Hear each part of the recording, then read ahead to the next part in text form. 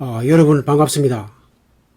자봉소 목사의 성경 이야기, 오늘은 10번째 시간으로 예수님 탄생 및 유년기 두 번째 내용을 말씀드리겠습니다.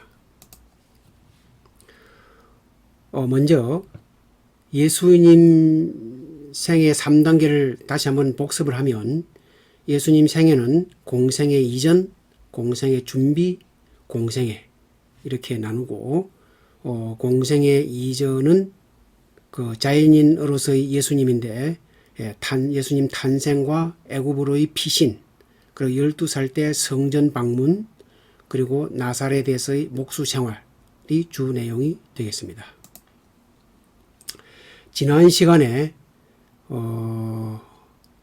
예수님 탄생 예고와 관련해 가지고 메시아 잉태 성립을 말씀드렸습니다. 이 메시아 잉태가 성립될 수 있었던 것은 기본적으로 성자 예수님의 자기 비움, 케노시스, 성자 예수님의 자기 비움과 성육신, 인카네이션이 기본인데, 여기에는 성부 하나님의 인간 구원 계획과 성령 하나님의 능력이 바탕이 되었습니다. 이때 하나님의 능력은 인간 마리아로서는 불가능하죠. 그러니까 처녀로서 임신이 불가능하지만은 천사가 성령의 능력으로 잉태가 가능하다 하는 것을 강조를 했고, 이때 마리아가 순종했습니다. 돌팔매 처형 위험을 감수하고 순종해서 주의 여종이오니 말씀대로 내게 이루어지이다 함으로써 메시아 잉태가 성립되었습니다. 이제 오늘은 그 예수님 탄생 장소에 대해서 좀 말씀을 드리겠습니다. 우리가 좀 이게 주목을 해볼 필요가 있는데요. 뭐냐면은 그 메시아 탄생 예언과 관련해 가지고 그 잉태 모태는 동정녀입니다. 동정녀. 이사야서에 보면 동정녀에 의해서 잉태된다 나오고, 그 다음에 탄생 장소는 유대 베들레헴입니다. 미가서에 나오는데, 그런데 현실적으로 어떤 문제가 있느냐 하면은, 이제 모태는 문제가 없어요. 이제 마리아가 처녀이기 때문에 동정녀에서 잉태되는 것은 맞습니다. 그래서 문제가 없는데, 이제 잉태한 장소가 갈릴리 나사렛입니다. 여러분, 갈릴리 북쪽이죠. 이 북쪽이고, 앞으로 메시아 탄생 장소는 남쪽 유다 베들레헴입니다. 굉장히 또 멀어요. 이런 상황이기 때문에, 그렇다면은 당시 상황으로는 실현이 불가능하다. 불가능하기보다는 대단히 부자연스럽다. 그러니까 나사렛에서 잉태해가지고 베들레헴에서 아기를 낳는다. 이 안 맞죠? 그렇다고 예언을 성취하기 위해서 마리아가 일부러 온다 하는 것은 말이 안 되고. 그래서 아주 참 부자연스럽다 하는 것을 알 수가 있습니다. 다시 한번 정리하면, 구약의 예언에 예수님의 탄생 모태는 동정녀입니다. 이사야 7장에 보면은 보라, 처녀가 잉태하여 아들을 낳을 것이요 그의 이름을 임마누엘이라 하리라, 이렇게 말씀을 하셨습니다. 그리고 이제 탄생 장소는 베들레헴입니다.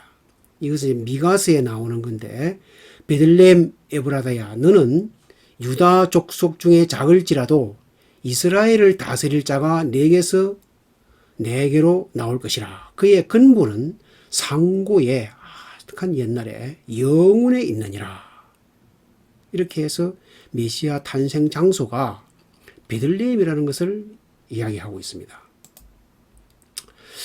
그래서 이게 참 나사렛에서 어떻게 베들레헴에 갈 수 있느냐, 어떻게 자연스럽게, 이것이 문제인데요. 우선 당시 역사적 상황을 좀 보겠습니다. 이제 로마 상황인데, 왜냐하면은 그때 당시 이스라엘은 그 로마의 식민지였기 때문에 로마의 정치적 상황이 대단히 중요합니다.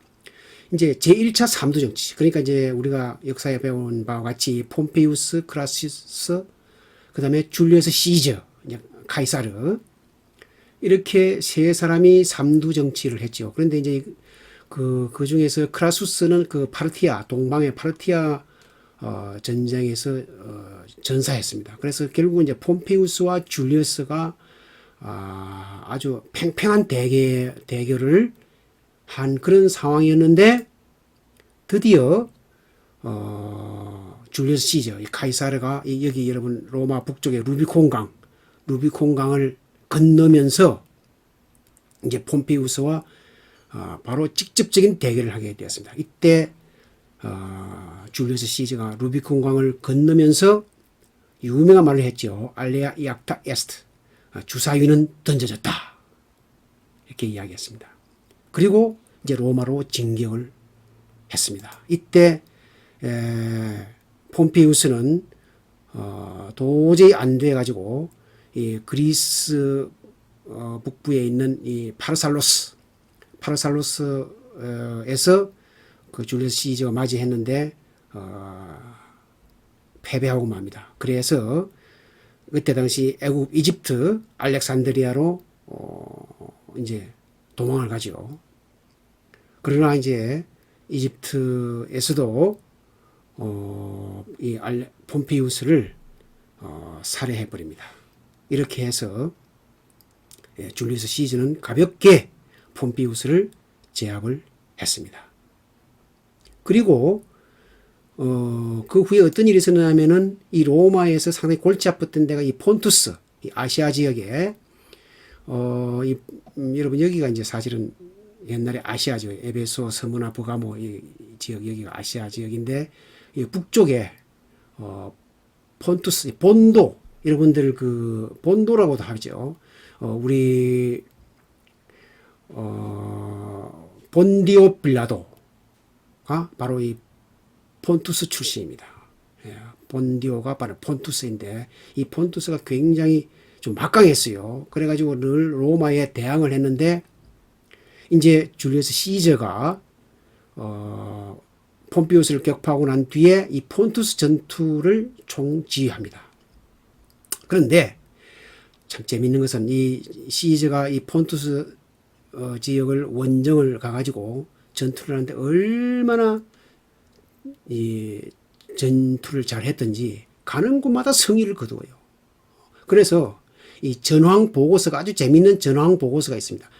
우리가 통상 전황 보고서 하면은 언제 어디서 어떻게 싸웠다, 그때 전략은 어떤 전략이었고 병력을 어떻게 투입하고 이 상세하게 그 기록을 해서 보고를 하는 건데 이 폰투스 전투에서는 어떻게 보고를 하느냐면은 베니 비디 비치, 왔노라 보았노라 이겼노라.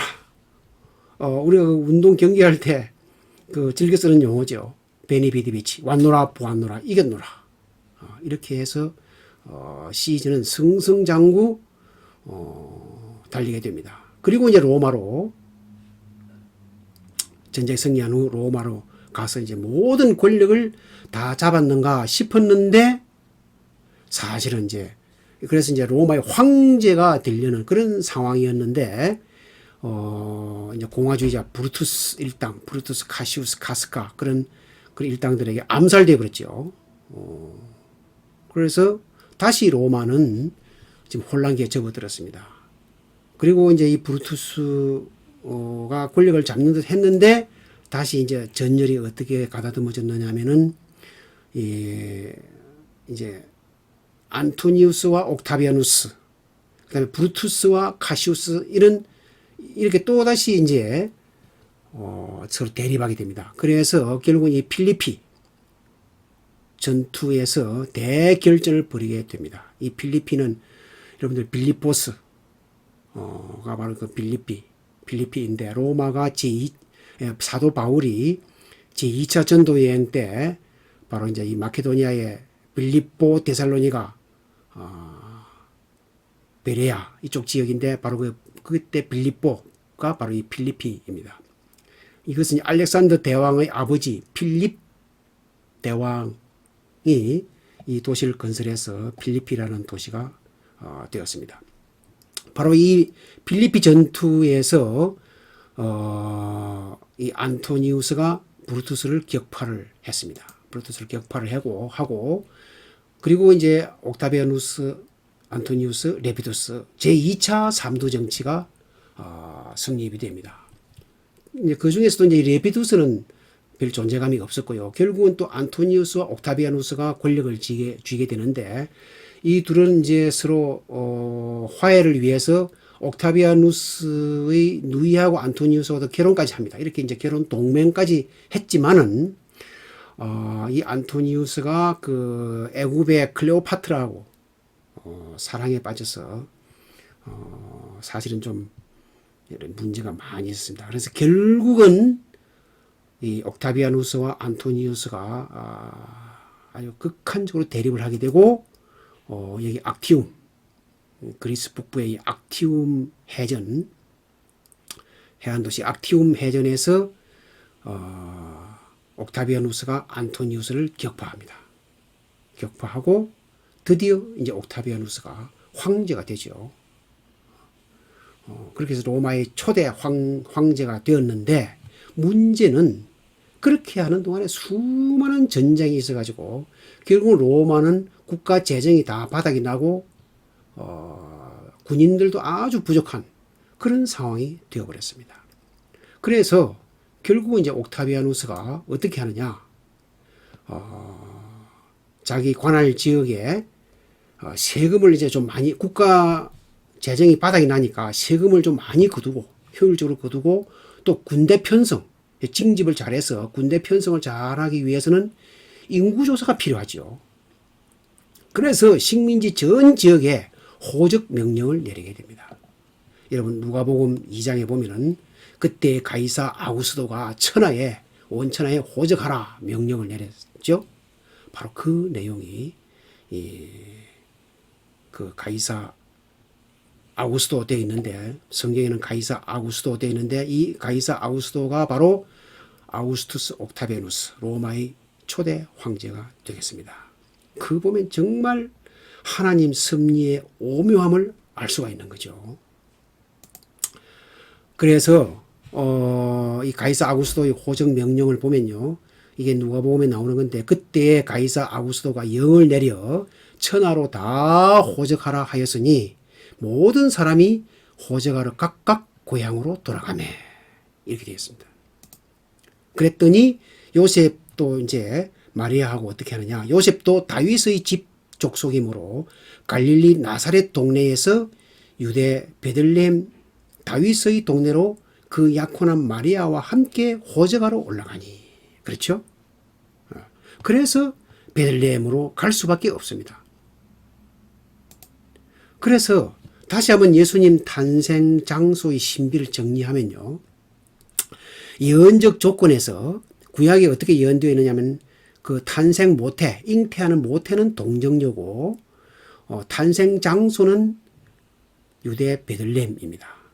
그런데 이제 현실적 조건에서 잉태 모태는 문제가 없습니다. 마리아가 처녀니까. 그러나 잉태 장소가 나사렛인데 탄생을 베들레헴에서 해야 되는 문제가 있습니다. 그래서 그렇다고 일부러 가는 것도 아니죠. 이때 역사적으로 어떻게 생기는 어떤 일이 있었느냐, 바로 가이사 아구스도가, 로마 황제가 식민지 전 지역에 호적하라고 명령을 내렸습니다. 그래서 요셉과 마리아가 갈릴리 나사렛에서 유대 베들레헴으로 갈 수밖에 없는, 그러니까 구약 예언을 이제 가이사 아구스도가 구약 예언을 성취하기 위해서 호적 명령을 내린 게 아니고, 이 가이사 아구스도는 순전히 세금을 잘 거두고 징집을 잘해서 군대 편성을 잘하기 위해서 호적 명령을 내린 겁니다. 그리고 요셉과 마리아도 구약 예언을 성취하기 위해서 베들레헴에 간 게 아니고, 이 가이사 아구스도의 호적 명령에 의해서 어쩔 수 없이 베들레헴으로 가게 된 겁니다. 이게 바로 하나님 섭리의 오묘함이다, 이렇게 말씀드릴 수가 있습니다. 오늘은 여기까지 하겠습니다. 감사합니다.